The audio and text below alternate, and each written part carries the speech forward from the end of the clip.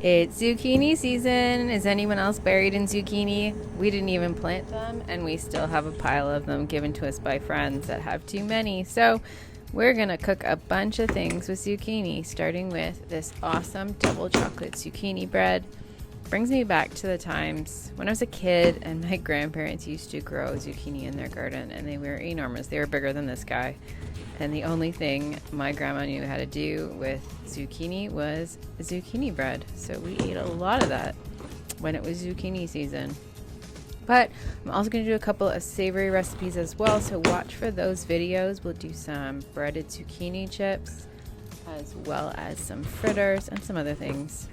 So the first thing you want to do is shred up your zucchini. This was a huge one. We didn't end up using the whole thing, but we're going to stick it through the food processor. It's so much easier. But if you don't have a food processor with a grating attachment, then you can totally grate it on a box grater. That will work great too.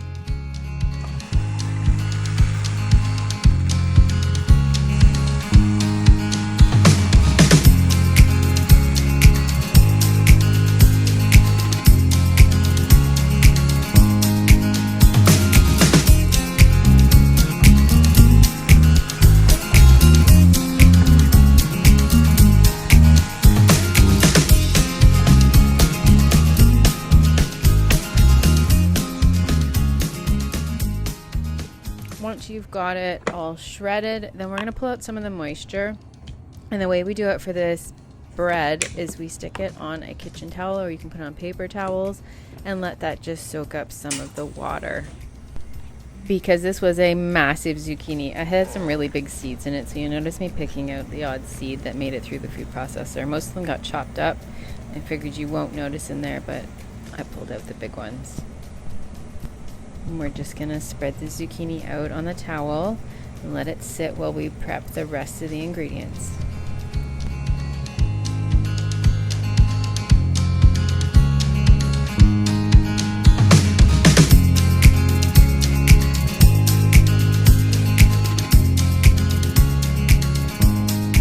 For this recipe, we are using a regular sized loaf pan. If you don't have one, or you want to have it a little shorter instead of a big slice, more like a snack cake, you can totally use a 8x8 square pan. Just adjust your baking time a little bit because your batter is going to be thinner. It's going to bake way faster. Just follow the toothpick test, and when the toothpick comes out clean, you know you're all done and you can pull it out. So we're just gonna line our loaf pan with parchment. This is how I like to do it. Sometimes I also do the crumple way. Just depends on how I'm feeling that day. This way makes for a prettier loaf.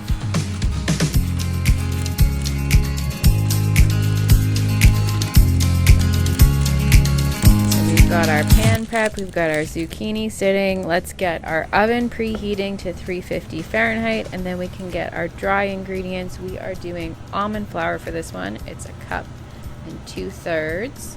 And then 6 tablespoons of cocoa powder, 1/2 cup of granulated sweetener. We're using a blend of coconut sugar and allulose. Feel free to use 100% coconut sugar, or if you want to use white sugar, or you can completely use a sugar substitute, whatever you like to use. And if you do use a sugar substitute like allulose, then this is actually going to be a keto recipe. So I talked over all the rest of the dry ingredients, but we're going to add 1 teaspoon of baking soda, 1/2 teaspoon of salt, and then you're just going to give it a quick whisk before we start adding our liquids, which is 3 eggs, 1/4 cup of oil. We used melted coconut oil, but you could use whatever oil you like, avocado, whatever. Then 1 teaspoon of vanilla. We're going to give that a mix. Now this is going to seem on the very, very dry side, but that's because we want it to be dry, because when we add the zucchini, it's going to add a lot of moisture into our batter. Now it's time to add our zucchini. This was a massive zucchini, so we have so much extra. I ended up using the extra to make some fritters, which we will post that video soon. You just want 2 cups of this. You can use a much smaller zucchini, a lot less grating. We'll save that for later. So you've got the 2 cups in there. We're gonna mix that in.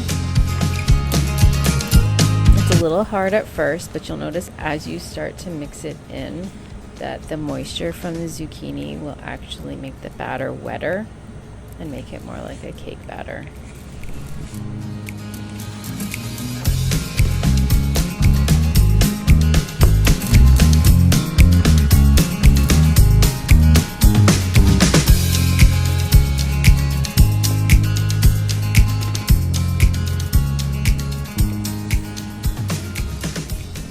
Now that it's all come together, we're going to add our last ingredient, which is the chocolate chips. We've got half a cup of coconut sweetened chocolate chips, but if you use an allulose sweetened or sugar-free chocolate chip along with your allulose as your sweetener, then you could totally make this a sugar-free dessert. This is all set. We're going to pour it into our loaf pan. And we're going to spread it out, and then optional here, we always like to add some extra chocolate chips on top. It just makes it look prettier.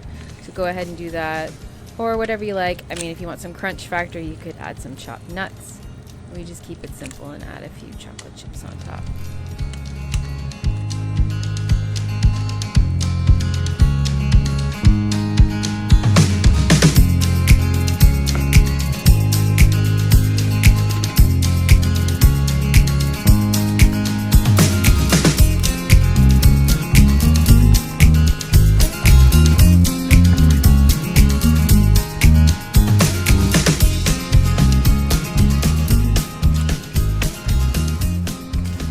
Alright, so we're going to pop this in our oven now. We're going to go for 55 minutes, and you're going to check it with a toothpick to see if it's done. Our oven was running a little hot, so the top ended up a little burnt, so maybe start checking it around 45 minutes to see if it's done. You don't want it to be a little burnt like ours was. Kind of sad. And if you use an 8 by 8 inch square pan, I would start checking every 25 minutes with the toothpick test and add time as required. If your toothpick comes out a little wet and sticky, then just add another 5 minutes to baking time until it comes out clean. Then you're going to want to let your zucchini bread cool for maybe 10-15 minutes. This one sat for 15 minutes before we started cutting, and you can see it's still steamy and warm and melty and a little difficult to cut, but this is the best time to enjoy it. It reminds me of when I was a kid.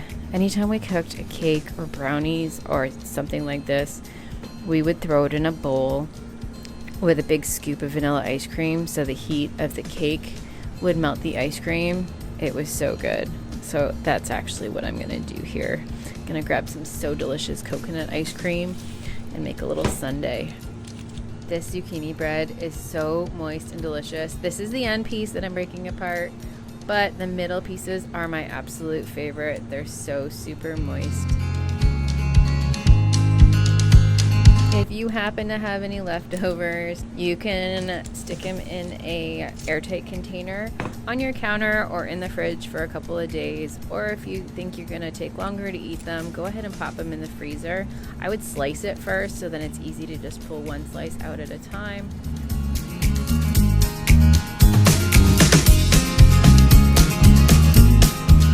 Here we go with some ice cream on the warm zucchini bread. Oh, look at that, guys. And if you still have some more zucchini left over after making this, why don't you try out this recipe too?